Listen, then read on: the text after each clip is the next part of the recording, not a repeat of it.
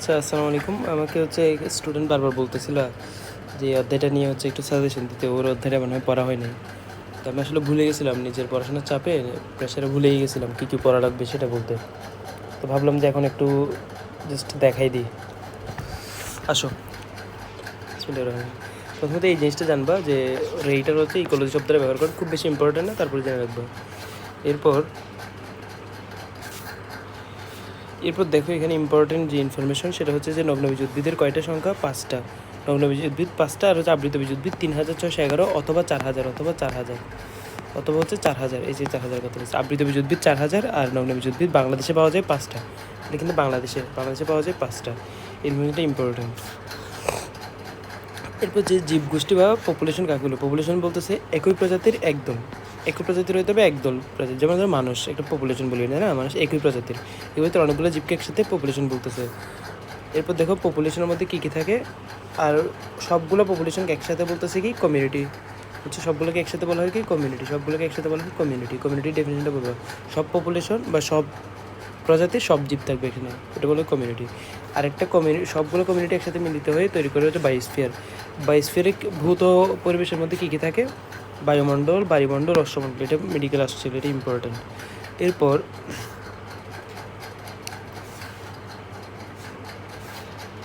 প্রভাবগুলো দেখতে পারো, বাট খুব বেশি যে ইম্পর্টেন্ট এমন না, তারপর দেখে নিও।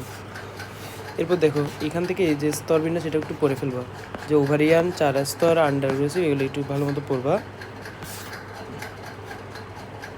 তারপর ইকোসিস্টেমের ডেফিনেশনটা পড়বা, ইকোসিস্টেম কাকে বলে, ইকোসিস্টেমের ডেফিনেশনটা একটু পড়বা। এই যে পুষ্টি সঞ্চয় করে স্থল ইকোসিস্টেমে কোথায় কোথায় পুষ্টি সঞ্চয় হয়? বায়ুমাত্রা পুষ্টি সঞ্চয় হয় মাটি এবং লিটারে পুষ্টি সঞ্চয়। এখানে লিটার কাকে বলে এটা একটু দেখবা।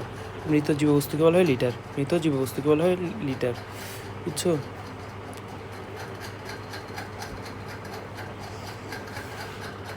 এটা একটু পড়বা, তবে খুব বেশি যে ইম্পর্টেন্ট এমন না।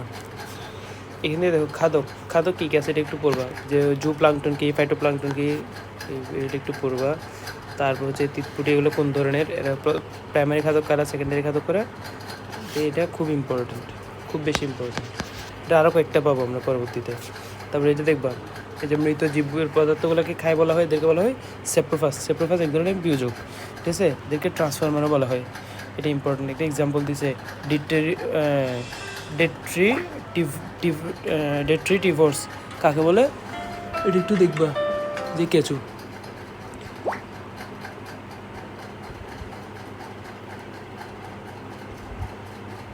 আমি একটা কাজ করতেছি, যে একটু 10 মিনিট পরে কল দিচ্ছি। তো তারপরে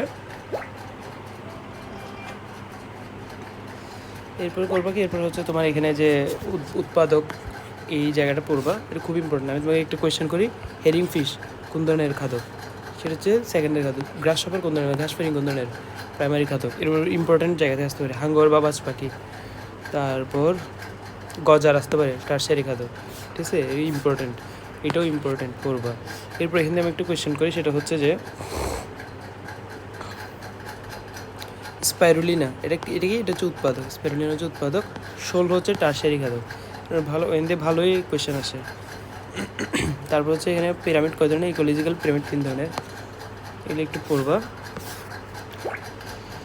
তারপর পড়লে এত বেশি ইম্পর্টেন্ট না।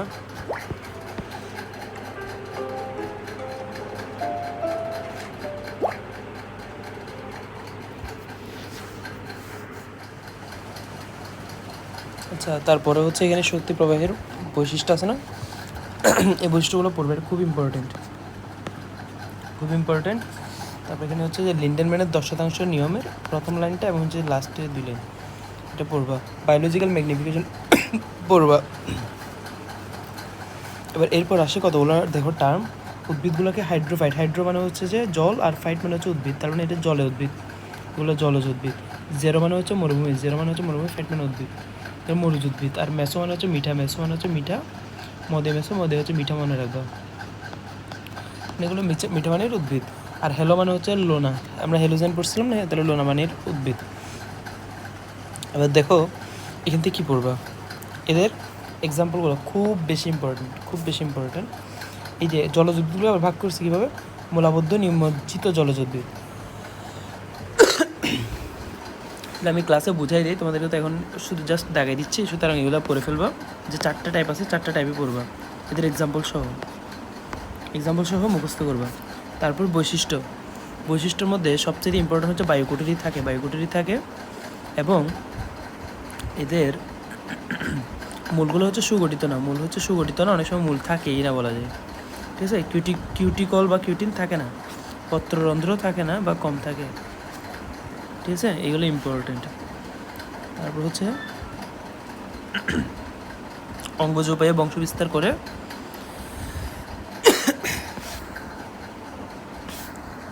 একটু দেখবা। এরপর মরুজ উদ্ভিদ আসলাম, মরুজ উদ্ভিদের মধ্যে আবারও 4টা টাইপ পাইলাম, 4টা টাইপ নাম মুখস্থ করবা, এর বৈশিষ্ট্য পড়বা, এগুলো পড়া লাগবে না। মরুযুদ্ধ এগুলো একটু বৈশিষ্ট্য দিয়ে তুমি চিন্তা করে বলবা যে মরুযুদ্ধ মরুভূমি হলে কী কী হওয়া লাগবে। যেহেতু মাটি মানে পানি অনেক ভিতরে, মরুভূমি অনেক নিচে মাটির, তাহলে মূলগুলো অনেক লম্বা হইতে হবে। তারপর হচ্ছে তার পাতাগুলো ওই গাছগুলো একটু ছোটো হইতে হবে। বৈশিষ্ট্য যখন পড়বা দেখবে তখন বুঝে যাবা যে গাছগুলো একটু ছোটো হবে, পাতার মধ্যে যে পানি একবার উপরে নিয়ে চলে যাবে, তো কারণ হচ্ছে সে সেভ করে রাখবে জন্য এখানে একটু রসালো হবে। এই যে এক্সাম্পলগুলো পড়বো মরুযুদ্ধের এক্সাম্পলগুলো হচ্ছে হেলোফাইটের ক্ষেত্রেও এই যে বৈশিষ্ট্যগুলো পড়বা, একটু চিন্তা করে পড়ে। কিন্তু সবচেয়ে ইম্পর্টেন্ট হচ্ছে জরায়ু অঙ্কুরোদ্গম পাওয়া যায়, ওদের পাওয়া যায়, খুব ইম্পর্টেন্ট। তারপর হচ্ছে এদের উদ্ভিদগুলোর উদাহরণ, আর মেসোফাইট এগুলো ইম্পর্টেন্ট না এত বেশি। তারপর হচ্ছে বায়োমের ক্ষেত্রে বায়োমের ডেফিনেশনটা পড়বা, বায়োমের টাইপ পড়বা। তারপর হচ্ছে মরুভূমি বায়োমের মধ্যে এইটা সবচেয়ে ইম্পর্টেন্ট, সবচেয়ে বড় মরুভূমি বায়োম। এখানে হচ্ছে ক্যাম্প চক্রটা চলে, এক্সাম্পলগুলো পড়বা। তারপর সবচেয়ে উত্তর স্থলভাগের বায়োম হচ্ছে তুন্দ্রা, খুব ইম্পর্টেন্ট। এই তুন্দ্রা অঞ্চলের প্রধান উদ্ভিদ কি? মহাশ এবং লাইকেন,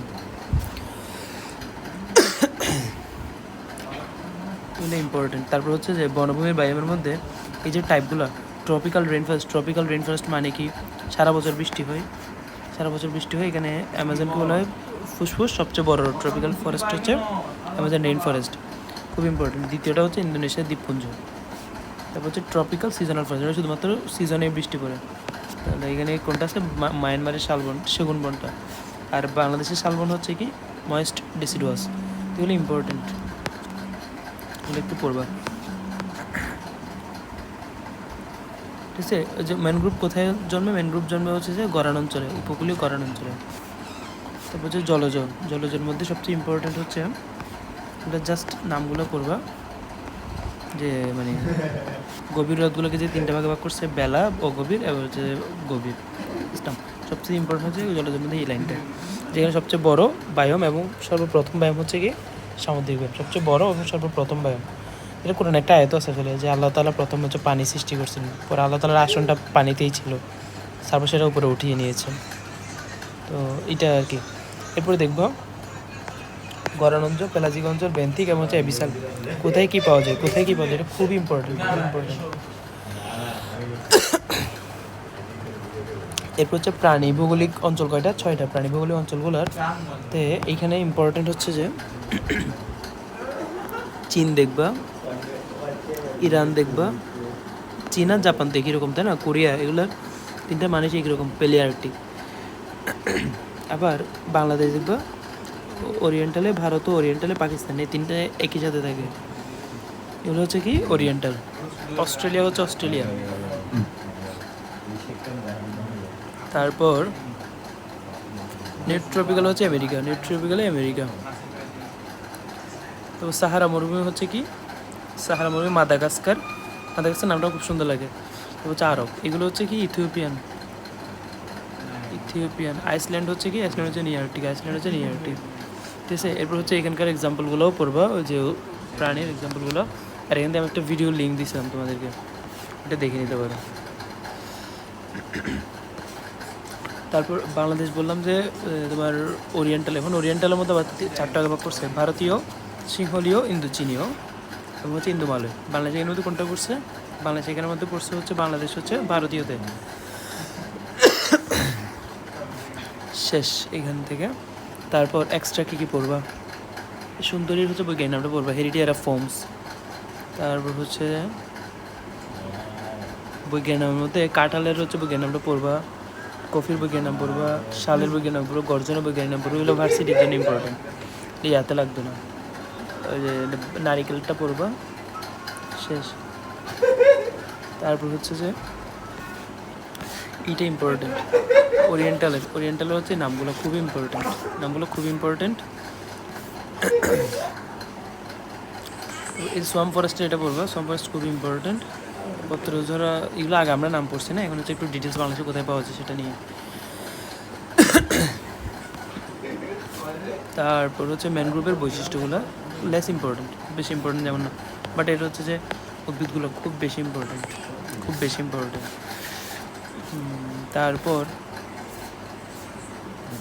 এই যে বিলুপ্তপ্রায়ের হচ্ছে যে এই অংশটুকু খুব বেশি ইম্পর্টেন্ট, বুঝছো? বিলুপ্তপ্রায় আবৃত বিশেষ উদ্ভিদ কী কী আছে এটা পড়লে আর এইদিকে জিনিসগুলো পড়া লাগবে না। বিলুপ্তপ্রায় প্রাণী খুব ইম্পর্টেন্ট, এগুলো পড়লে আর ভিতরে এই পড়াগুলো না পড়লেও চলবে। তারপর মিনিমাম যতটুকু পড়া লাগে আর কি। আচ্ছা, এবার এরপর হচ্ছে বায়োডাইভার্সিটি খুব ইম্পর্টেন্ট। এর কয়েকটা টপিক আছে।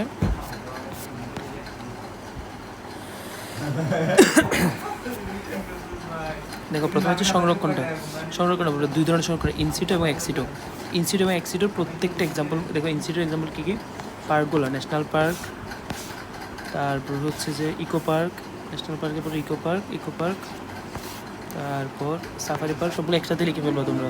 সাফারি পার্ক ডোলা হাজরায় অবস্থিত এটা, আর একটা সাফারি পার্ক আছে বাংলাদেশের, দুইটা সাফারি পার্ক, একটা হচ্ছে গাজীপুর, একটা ডোলা হাজরা মানে চিটাগাং। গেম রিজার্ভ, তারপর বিশ্ব ঐতিহ্য, তারপর হচ্ছে মৎস্য অভয়াশ্রম, তারপর হচ্ছে টাঙ্গুয়ার হাওরকে বলা হয় কি র্যামসার সাইট বলা হয় এটা। 6 কুড়ি বিল 9 কুড়ি কান্দা, এটা ইম্পর্টেন্ট। তারপর এটা হচ্ছে প্রখ্যাত ওয়েটল্যান্ড টাঙ্গুয়ার হাওর, খুব ইম্পর্টেন্ট এগুলো। ওইটাকে আরেকটা কী বলা হয়? বিনামূল্যে সম্পদ ভাণ্ডার, ঠিক আছে? গেল হাকালুকি হাওর কোন কোন উপজেলায় আছে এটা একটু পড়বা। আমার এলাকা তো হালদা নদী পড়বা, আমার বাড়ির নাম ফটিকছড়ি।